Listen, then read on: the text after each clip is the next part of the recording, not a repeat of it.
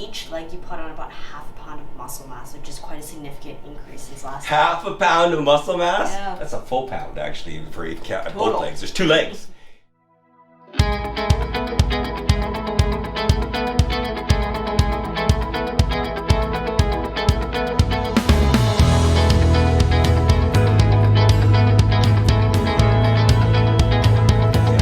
We're going to get another DEXA scan.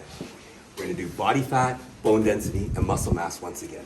Muscle mass, I'm excited because I've been doing a lot more leg exercises. Body fat, we'll see. But here we are. Come on inside. So I'm excited to be here with Eileen. We're going to be lying down in the bed again, and we're going to get another scan. Hopefully, the results are better. Actually, you know what? I'm thinking positive. I know I did some good things. The results will be better. We'll see you soon. Okay, so it's going to be 6 minutes here, Gavin. Try best hold still, breathe normal. Great, I'm glad to be back, and we've got the results up on the screen. So the first thing I wanted to ask is, this scan is relatively close to the first scan we had. So for bone density, is there typically much changes? So typically with bone changes from month to month, that doesn't allow the bone very much time to make those changes. So typically we see changes within 3 months to a year for bone. With the body, we see more faster relative changes with Yeah. muscle and fat there. Yeah, well, I know some people can force the fastest loser or whatever, the biggest loser, whatever, they have those shows where people lose a lot of fat really quickly. So that's not what we're trying to do here. First of all, it's not that healthy to do it that way. We want to do it right and find a way to have lasting fat loss, if that's your goal, lasting muscle growth, if that's your goal.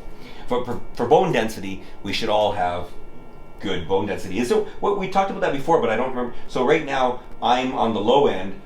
How much percentage-wise, or what's the scale that do I want to try to achieve in bone growth?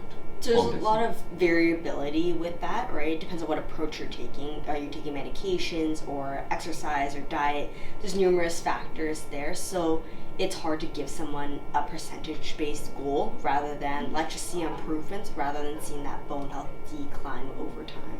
Okay. So in terms of your bone health, again, we are seeing that it stayed relatively the same, which is good, that it hasn't been declining. That's actually seen a little bit of a bump up, 0.4%, so pretty minor, though the big takeaway is that we are trending in a good direction that isn't going downwards with that demineralization. So this isn't the one that was as detailed, or is it? But it showed before a lot of calcification there. Yeah, so osteoarthritis buildup is normal with aging and normal wear and tear stresses with life here. Our body builds calcification in those areas as a response, therefore it's osteoarthritis buildup there. Okay, because I don't see as much there, and I've been doing a lot more foam rolling. You know, the practitioners say this is what you got to do, I do it. And so I've gotten to a point where, yes, I mean, there's always adjustments that happen when I'm foam rolling and you can feel it, but is that showing that there's less calcification because it's not as white? Last time it looked whiter there. So foam rolling is more of a soft tissue. It's more so managing the symptoms that are associated with osteoarthritis. It doesn't fix it.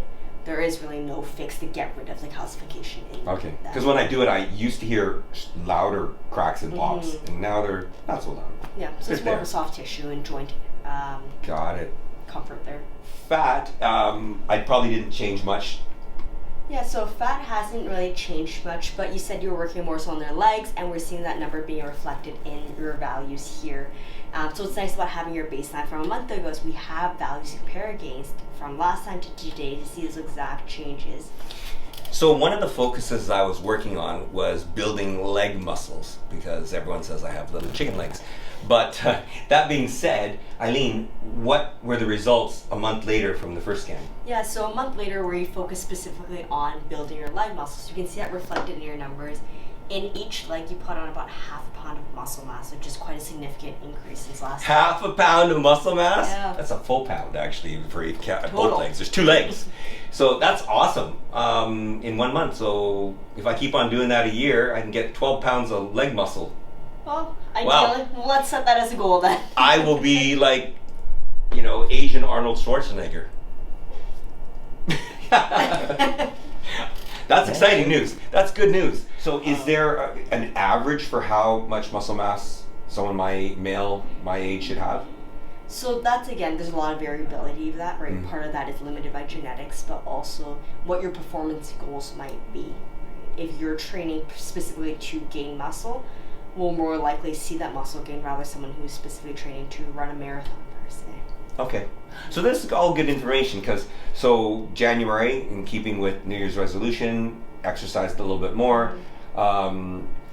Tried not to change too many things. Mm-hmm. Like if I went and changed exercise as well as diet as well as supplementation, I could get confused and not know which one Mm-hmm. changed. So or had the benefits. So what I did is basically everything stayed the same for what I ate and supplements I took.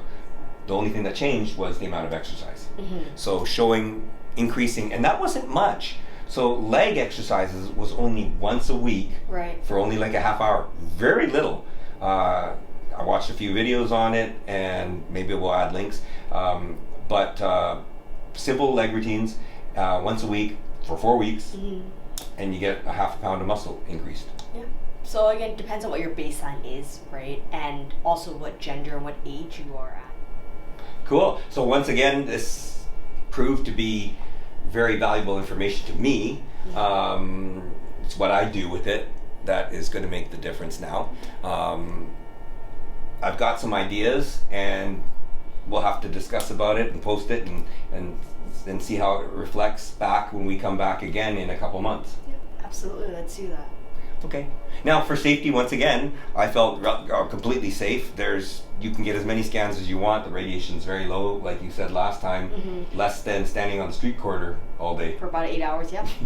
Well, there we go. I don't stand on the street corner for 8 hours. Maybe I should. Make more money.